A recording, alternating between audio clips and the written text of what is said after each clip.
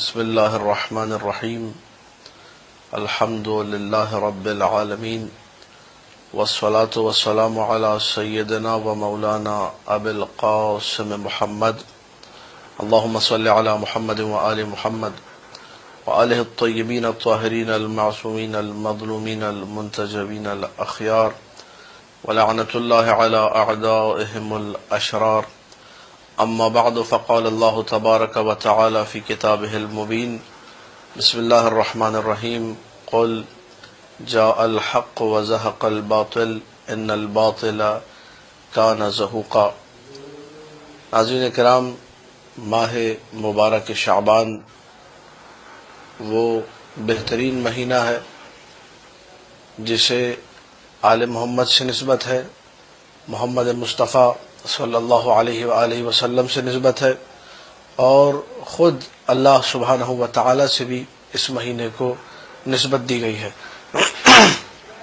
تاریخ نے جب اس مہینے کا ذکر کیا تو مختلف روایات مؤرخین نے ذکر کی، محدثین نے اپنی جگہ پہ ذکر کی، حتیٰ مؤرخین نے لکھا کہ یہ مہینہ کتنا باعظمت مہینہ ہے، یہ کتنا عظیم الشان مہینہ ہے۔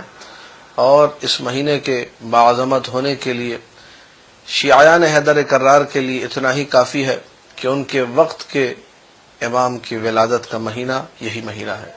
ماہ شعبان المعظم میں ایک ایسی رات، 15 شعبان کی رات، نیمہ شعبان کی رات، جس میں آمد اس ہستی کی ہوئی جس ہستی نے اہل باطل کے تمام عزائم کو خاک میں ملا دیا، جس نے کائنات کی تمام ظلمتوں میں نور خدا ہونے کا ثبوت دے کر اہل باطل کو یہ بتایا کہ باطل ہمیشہ سے مٹنے کے لیے ہے، اور اہل باطل کی تمام وہ کوششیں جس سے وہ نور اسلام کو مٹانا چاہتے تھے، نور اسلام کو خاموش کرنا چاہتے تھے، بتا دیا کہ باطل مٹنے کے لیے ہے، اور نور خدا اور کلمت اللہ اور بقیت اللہ ہے جو ہمیشہ سربلند رہے گا، بلند و بالا رہے گا۔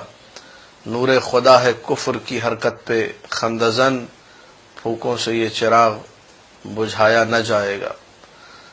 قائم آل محمد صلوات اللہ وسلام علیہ کی ولایت باسعادت سب کی خدمت میں تبریک اور تہنیت پیش کرتا ہوں، اور چاہوں گا آل محمد کے چاہنے والوں سے، امام زمانہ کی خوشنودی کے لیے اعمال انجام دینے والوں سے، کہ جس قدر ہو سکتا ہے اس مہینے میں، خاص طور سے ماہ شعبان المعظم میں، امام زمانہ کی حفاظت کے حوالے سے جو دعا پڑھی جاتی ہے سلامتی امام زمانہ کے لیے: اللہم کل ولیک الحجۃ ابن الحسن صلواتک علیہ وعلی آبائہ فی هذه الساعة وفی کل ساعة ولیا وحافظا وقائدا وناصرا ودلیلا وعینا حتی تسکنہ ارضک طوعا وتمتعہ فیہا طویلا۔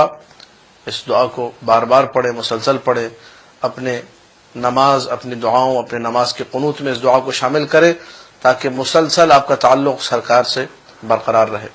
اس مہینے کی عظمت کے لیے بہت ساری دلیلیں ہیں، بہت سارے شرف ہیں جو اس مہینے کو نصیب ہوئے ہیں۔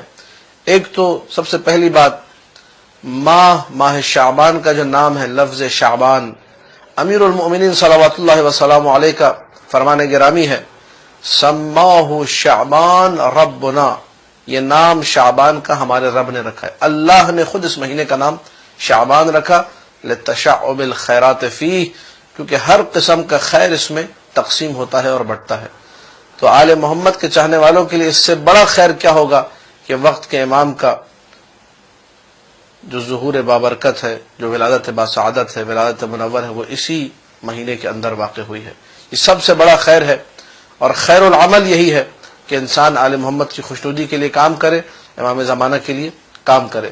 لہٰذا مومن کرام کو چاہیے کہ اس مہینے کی عظمت کا ادراک کرے اور خیرات کو سمیٹنے کی کوشش کرے۔ یہ مہینہ ہی خیرات کی تقسیم کا مہینہ ہے۔ شعبان یعنی خیرات کی تقسیم، شعبان یعنی نیکیوں کی تقسیم، شعبان یعنی عظمتوں کی تقسیم، شعبان یعنی برکتوں کی تقسیم۔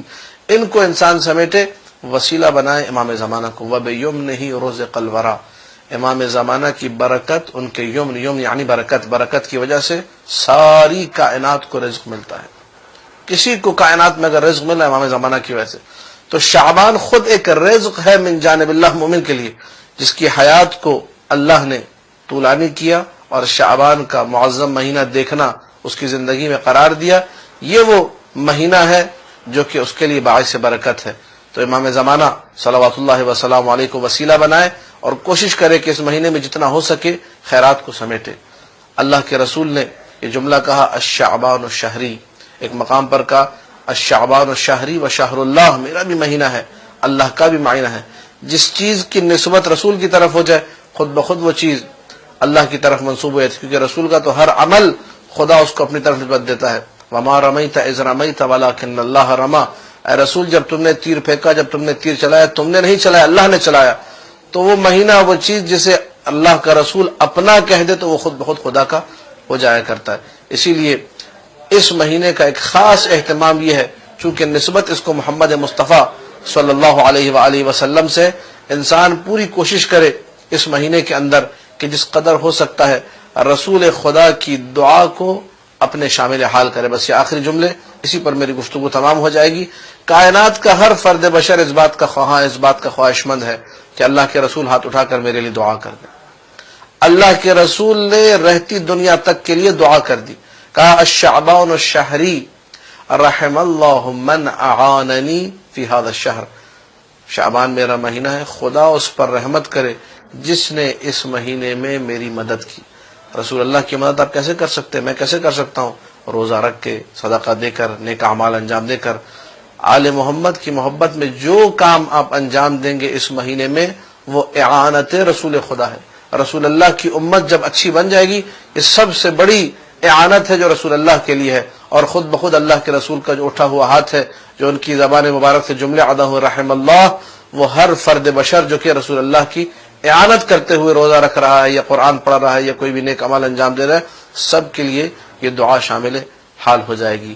اور جب روزے کا حکم بیان ہوا اور ان صدقات و خیرات کا حکم بیان ہوا، آخری جملہ امیر المومنین نے ارشاد فرمایا کہ میں نے جب سے یہ سنا کہ اللہ کے رسول نے کہا ہے کہ شعبان میرا مہینہ ہے اور جس مہینے میں روزہ رکھے گا وہ در حقیقت میری کمک کرے گا، میں نے عہد کیا کہ میں زندگی بھر کبھی شعبان کا روزہ نہیں چھوڑوں گا۔ یہ امیر المؤمنین سلام اللہ علیہ کی طرف سے اہتمام تھا ماہ شعبان کے لیے، رسول کی آواز پر لبیک کہتے ہوئے میں اور آپ بھی شیعان حیدر کرار ہیں، سیرت مولا علی پر عمل کریں، سیرت رسول اکرم پر عمل کریں اور کوشش کریں کہ اس شعبان المعظم کے مہینے کو ویسے منائیں جیسا ہمارا مولا چاہتا ہے۔ السلام علیکم ورحمۃ اللہ وبرکاتہ۔